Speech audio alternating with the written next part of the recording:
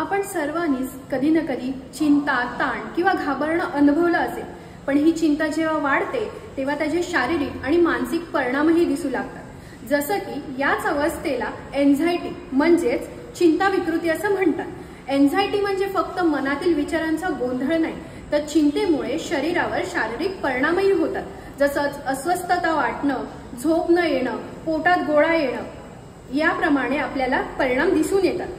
चिंता ही एक भावना आहे जिच्यावर मात केली जाऊ शकते आणि सर्वात महत्त्वाचं म्हणजे तुम्ही ही गोष्ट लक्षात ठेवायला पाहिजे की चिंता ही एक अवस्था आहे जी व्यवस्थित काळजीने सुधारू शकते।